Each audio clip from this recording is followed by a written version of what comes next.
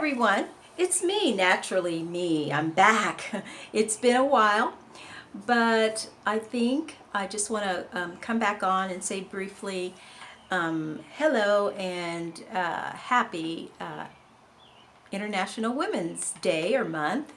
Um, a lot has happened since my last spot on here. Um, I talked about transformation, and so with that, I have been going through transformation, and now I'm kind of at a stable point, if you will. But today, being that it was, I saw like women protesting all over the world, so to speak, because I love to watch the international news. Um, all the things that are happening now with, um, uh, the celebration with women, of course, the coronavirus thing, and my heart goes out to those families who have lost people. We have in our community just a person has just been identified, so it's everywhere. Um, but one thing I can say for sure, if you are a believer, if you have any belief system in regards to a higher power, mine is God. And I really know that if you are in touch through prayer, I'm a big advocate for prayer, that God will protect. No weapon formed against us shall prosper. And we must believe. Of course, we cannot be like senseless and not take care of ourselves and not wash our hands and use the precautions that are out there. Stop touching your face so much. All of those things. And it's wonderful that the new information that they're bringing in about the warmth, the sun is what is killing some of the virus. Also, plain old Lysol. If you get Lysol and use it. So anyway, that's my spiel for that. You've probably heard enough of that, but I want to get back to transition and just kind of give you my little, if you will, testimony about things. The last time I talked, I was like really in my feelings about transitioning, and especially for a woman of my age. I am 62, and and when you have gone through, or when you are 62, you believe that you'll be able to ride on through the sunset. Um, Feeling like you have a little bit of time left on to put up with things on a 9 to 5 job, that kind of thing. But all of a sudden, in my experience, I experienced not being called back to school for the next school year due to a cut in a grant. So that caused a big upheaval in our home. And when that happens and you don't have understanding people, you don't have an understanding spouse who really by no just being mean or that kind of thing, I don't think that was that. But just not having the understanding or the experience with anybody that, has had to shift for a little while.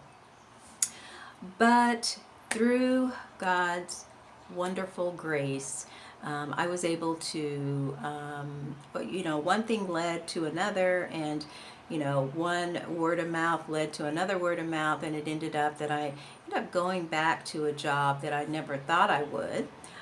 But it always depends on how you leave a job also. So I just want to pass that along.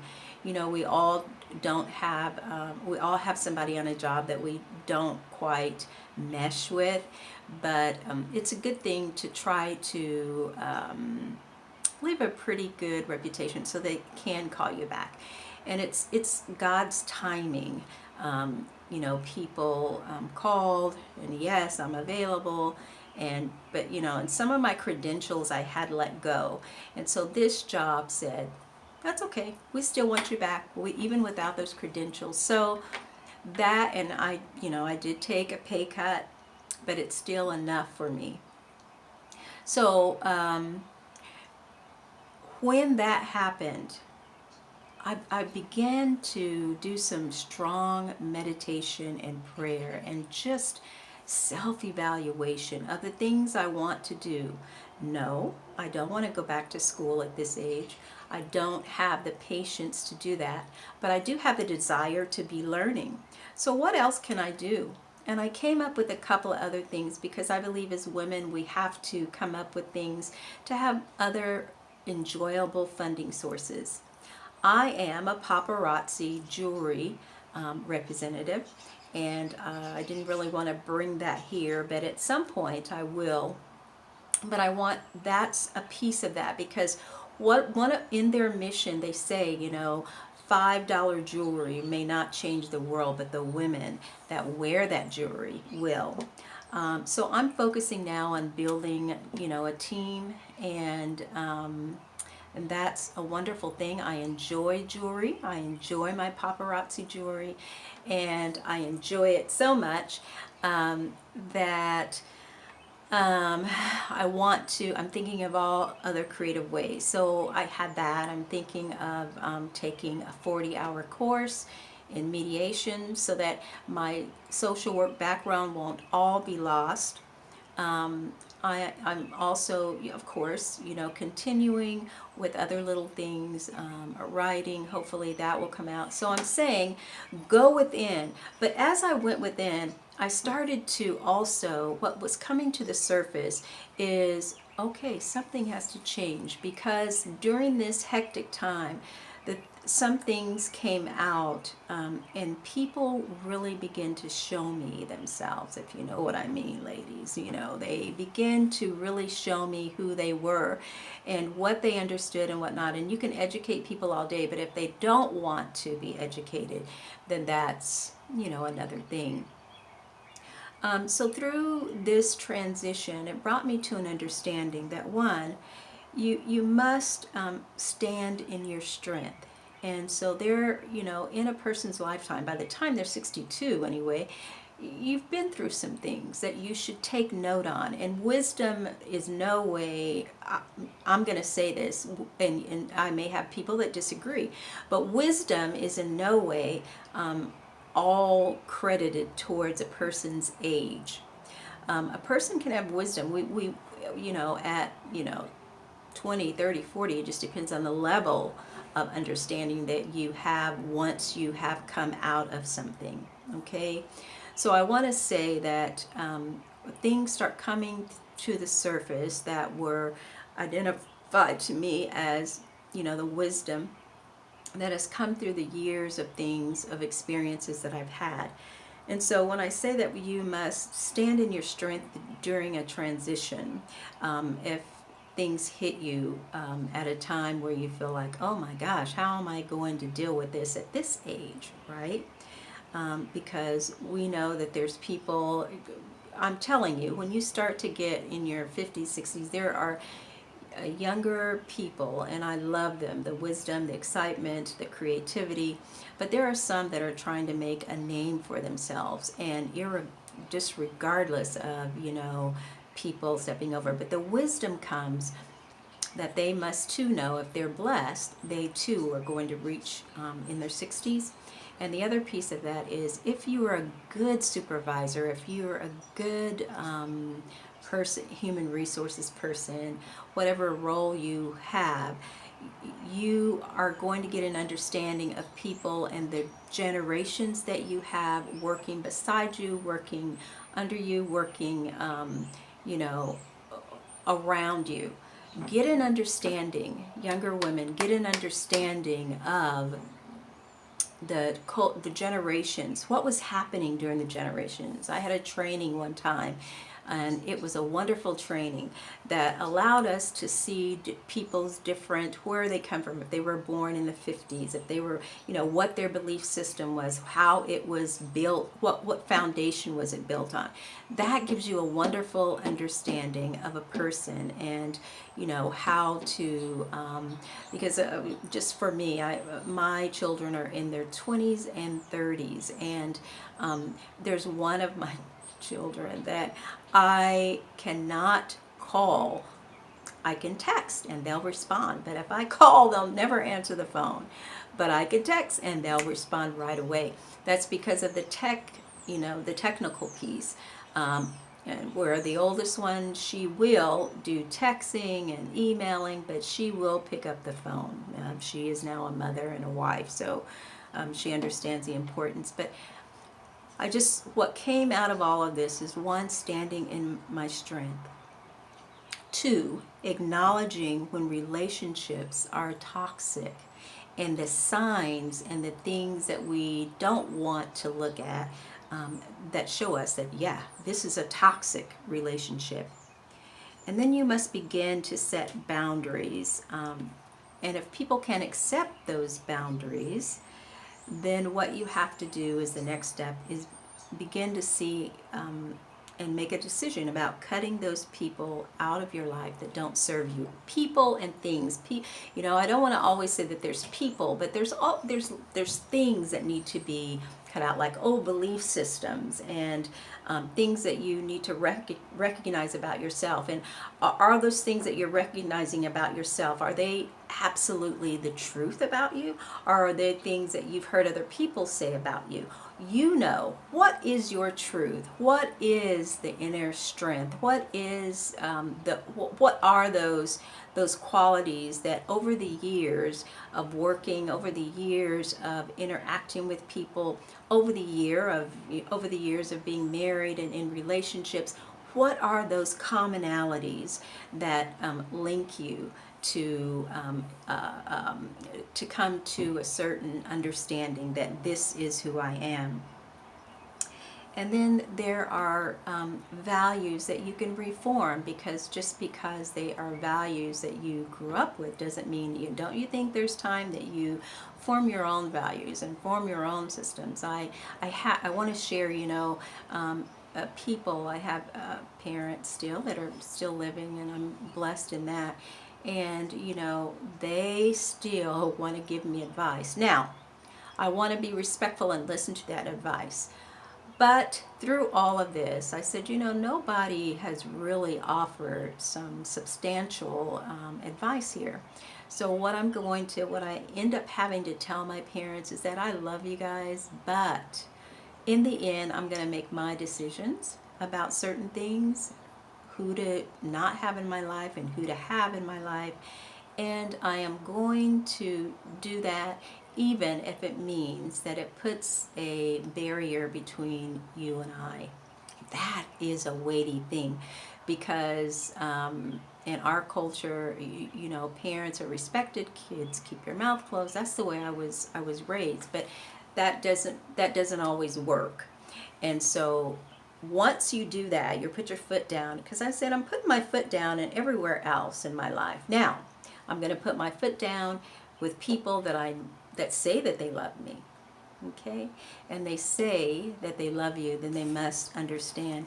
And one of the things about this thing called love is love should ebb and flow, because we know that life doesn't just stand still. No, it ebbs and it flows, just like a stream, a river. At times the weather conditions are some way, then you're going to see a difference in that ebb and flow. When you're waiting in love, when you're waiting for someone to have an answer, to think things through, all of that, waiting in love should be an eager anticipation and not nervous uncertainty. That's what some of it should be, in eager anticipation and not nervous anticipation. There's something wrong, and real love does not have to establish all these conditions, because what I'm going to say, everybody already knows. Love Real love is unconditional. And when it's time to let someone go, don't be selfish. Let them go. Because at this age, we need someone we can count on, that we can continue to grow with, and yes, continue to build with. There's still building to go on. So sometimes you have to step back, let people know your expectations, and then let them decide, because you don't want to. There might be some other part of their journey that they're missing when they're here with you, when your expectations cannot mesh or come together. So just know that you are loved, you have a purpose, and all things do absolutely work together for the good. And so one of the things the last thing I want to say to women on this time, while we're getting ourselves together, while we're going out and we're making decisions and we're thinking about business and we're exercising and we are being grandma and all of those things, you choose to be alone. That's a choice. So if you're alone, you don't have to explain to people why you're alone. That is a choice, and you're having that choice because you want to do some introspective type of stuff. You don't have to explain to people, well, why are you alone? Well, I am doing some things for myself now. I am coming together for myself. And then alone versus lonely. That's where we get in trouble, because your mood begins to change, and you begin to isolate, and you begin to have pity parties. Ladies, choose to be alone sometime, even when you're in a relationship. There should be times where a husband and wife depart, for a couple of days, for a couple of months. Just like my husband and I, he's not from America, so he has gone home for a couple of months, and this gives us a wonderful time. I can see, a new beginning. There are things that need to change, and so while we're both thinking about these things changing, it's a great time for me. I've found that there is a newness to my perspective, the way I look at things, because I'm alone, and I've chosen to be alone. And guess what? I'm not lonely. Not lonely at all. Well, my youngest son, is making himself very prevalent, very visible in everything I do, and so he's here. Though he's out doing his own thing, working, has his own life, but he is here also, checking in and there when I need him to carry water up the stairs and that kind of thing. So, because he made a promise to my husband that he would be here for the 2 months. So, but I am alone, and I am loving it. I am loving it. So I just want you to know, ladies, celebrate International Women's Day or month, or because it's always International Women's Day to me. Do something for yourself. Take a cause on, and be all that you can be, even at 62. And know that, some people might be a little bit inhibited to tell their age, but I feel good, and I feel very blessed because I have people that I went to high school, college with, and they are no longer with us. And so I feel absolutely blessed that I am at this time in my life, and that I am still natural, and I feel so very good. And so I just wanted to share my thoughts in regards and kind of not leave it unfinished. And it's been a while since I haven't been here.